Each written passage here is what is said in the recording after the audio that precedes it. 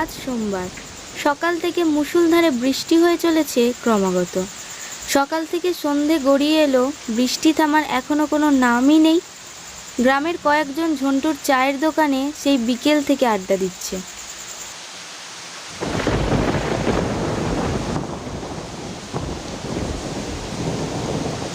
বাপ রে বাপ, এ যেন মহাপ্রলয় শুরু হয়েছে। সেই সকাল থেকে বৃষ্টি শুরু হয়েছে, এখনো পর্যন্ত থামার নামই নেই। এরকম চলতে থাকলে তো অবশেষে গ্রামটাই ডুবে যাবে। হ্যাঁ, ঠিকই বলেছ। বিগত কয়েক বছর ধরে এরকম বৃষ্টি দেখেছি বলে তো মনে হচ্ছে না। এতদিন সব রাগ জমিয়ে রেখেছিল, আজ সব সুদে আসলে ঢেলে দিচ্ছে। হ্যাঁ দাদা, ঠিকই বলেছ। এত বৃষ্টির মাঝেও একজনের কিন্তু আনন্দটা খুবই বেশি। সবাই তাকালো চায়ের দোকানে ঝন্টুর দিকে। যা বলেছ, আজ ঝন্টু কিন্তু মালে মালামাল হয়ে যাচ্ছে। সত্যিই তো, সেই বিকেল থেকে এখনো পর্যন্ত আমরা প্রত্যেকে 8-10 কাপ করে চা খেয়ে নিলাম। ঝন্টু কিন্তু এই কথায় কোনো সাড়া করলো না, শুধু সবার দিকে ফ্যাল করে তাকিয়ে থাকলো। বাপ মা মরে যাবার পর ছেলেটা যেন একটু অন্য রকমই হয়ে গেছে। আমাদের মধ্যে থেকে তপেশদা বলল, আরে ঝন্টু, দে দে দে বাবা, আর 1 কাপ করে সবাইকে চা দে তো।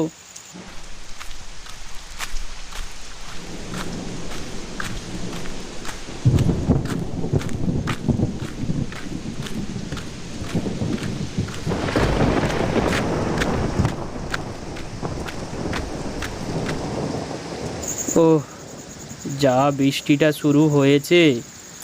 আরে পলাশদা, এসো এসো, বসো এখানে। ঝন্টু, দে রে বাপ, 1 কাপ গরম গরম চা দে তো।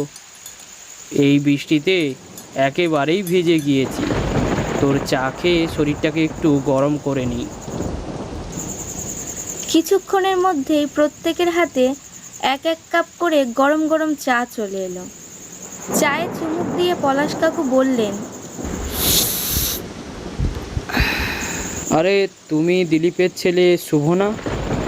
অনেক দিন পর তোমাকে দেখলাম, কেমন আছো তুমি? হ্যাঁ দাদা, ওকে তো আজই বিকেলে চায়ের দোকানে দেখলাম। ও তো এখানে থাকে না, চাকরির জন্য শহরে থাকে। আচ্ছা আচ্ছা, কতদিনের জন্য এসেছো? 2-3 সপ্তাহের জন্য এসেছি কাকু। আচ্ছা আচ্ছা, তোমাদের বাড়ির কাছে তো একটা চায়ের দোকান আছে, তা তুমি এত দূরে এসেছো চা খাওয়ার জন্য? না না কাকু, আমি এখানে চা খেতে আসিনি। ইভেন দ্যাট আমি তো চাই খাই না। আমি এসেছিলাম এখানে আমার বন্ধুর সঙ্গে দেখা করতে। তবে এখানে এসে এই মুষলধারে বৃষ্টিতে পুরোপুরি ফেঁসে গেছি।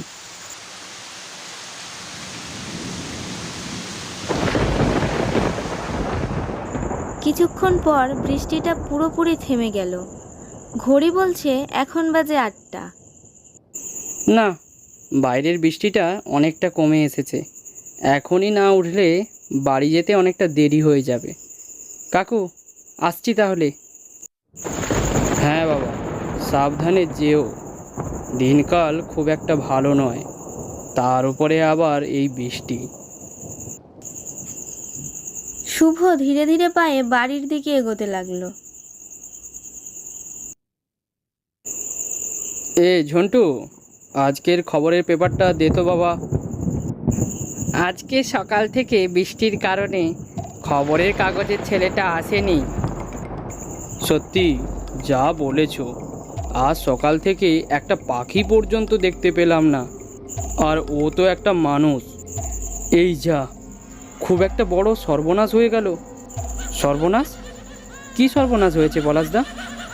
আরে কি যেন বেশ ওর নাম? হ্যাঁ, শুভ। আরে ও তো ওই রাস্তা দিয়ে নিজের বাড়ির দিকে গেল। ওই রাস্তা দিয়ে বাড়ির দিকে গেল মানে? আরে পলাশদা, কি বলছো একটু খুলে বলো না। আরে দিলীপের বাড়ি যেতে ওই ফাঁকা মাঠ পেরিয়ে কার বাড়ি পড়ে? এই কথা শোনা মাত্র ওখানে বসে থাকা সবার মুখ কেমন যেন হা হয়ে গেল।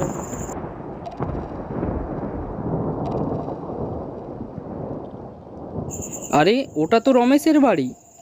গত 6 মাস আগে ওর মেয়েটা কি যেন একটা কারণে গলায় দড়ি নিয়ে আত্মহত্যা করেছিল না? হ্যাঁ হ্যাঁ হ্যাঁ, তারপর তো ওই আত্মার উপদ্রবে ওই রাস্তা দিয়ে মানুষজনের যাতায়াত একেবারেই বন্ধ হয়ে গিয়েছে। এমনকি ওর মা বাবাও ওই কারণে অন্য কোথাও গিয়ে বাস করে।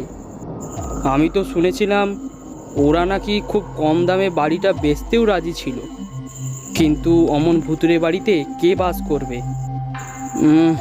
তপেশদা, কথাটা তুমি ঠিকই বলেছ। কেউ যদি ভুল করে ওই রাস্তা দিয়ে চলে যায়, তাকে কোনো রকমে ওই মেয়েটা বাড়ির ভেতরে নিয়ে গিয়ে মেরে ফেলে। সর্বনাশ! এখন বোধহয় ছেলেটি ওই রাস্তা দিয়ে বাড়িটার সামনে পৌঁছে গিয়েছে। জানি না ছেলেটার কি বিপদ কপালে আছে।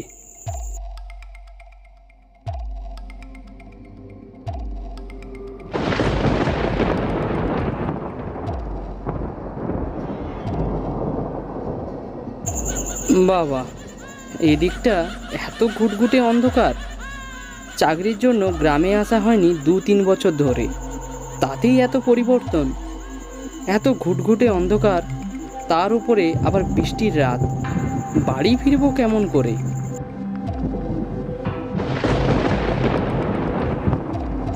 হঠাৎ কিছুটা এগোতেই অনেক দিনের পুরনো একটা বাড়ি তার চোখে পড়ল।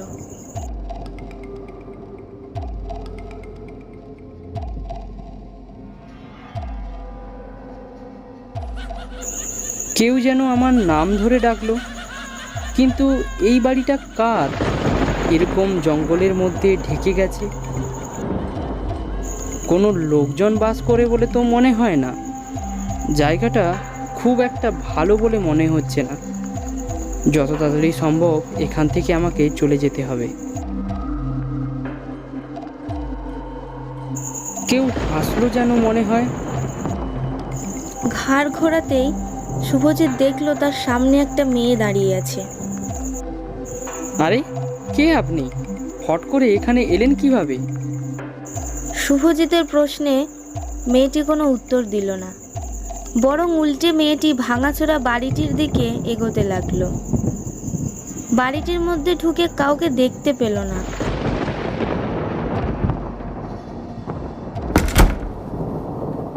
হঠাৎ পেছন থেকে দরজা বন্ধ হয়ে গেল। পেছন ঘুরে তাকাতেই, কে আপনি? কি চান আমার কাছ থেকে? আমার নাম মিনতি, আমি এই গ্রামেরই মেয়ে। তুমি ভয় পেও না, আমি তোমার কোনো ক্ষতি করব না। আসলে আমি মরতে চাইনি, আমাকে জোর করে মেরে ফেলা হয়েছে। কিন্তু আমার কাছ থেকে আপনি কি চান? আমি মুক্তি চাই। আমার বাবা মা ছিলেন খুব গরিব। আমরা গরিব হলেও আমরা একসাথে অনেক আনন্দেই ছিলাম। কিন্তু একদিন আমার জীবনে আসে খুব বড় একটা বিপদ। আমার মা বাবা একজনের প্ররোচনায় পড়ে এক খারাপ ছেলের সাথে আমার জোর করে বিয়ে দিতে চেয়েছিল। আমার মা বাবাকে তারা এই জন্য অনেক টাকাও দিয়েছিল, কিন্তু আমি ওই বিয়েতে রাজি না হওয়ায় সবাই মিলে আমাকে মেরে ফেলে। আর সেই দিন থেকে আমার আত্মা মুক্তি না পাওয়ার জন্যই বাড়ির চারপাশে ঘুরে বেড়ায়।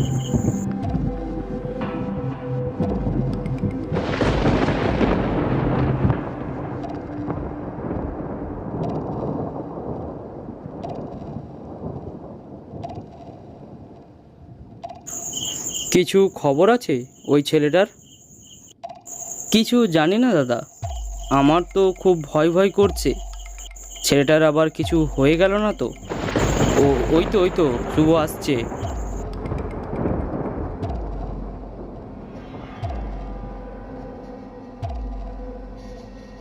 কালকে বাড়ি ফেরার সময় রাস্তায় তোমার কিছু হয়নি তো?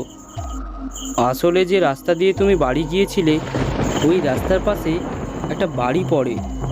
বাড়িটা এখন জঙ্গলে ঢেকে গিয়েছে, কিন্তু ওই বাড়িটা ভালো না। ওটা আমাদের পাড়ার দিলীপের বাড়ি। প্রায় মাস 6 আগে ওর মেয়ে কি করে একটা মারা গিয়েছিল। তারপর থেকে তুমি কালকে উঠে যাওয়ার পরই আমাদের সাথে সাথে এই কথাটা মনে পড়েছিল।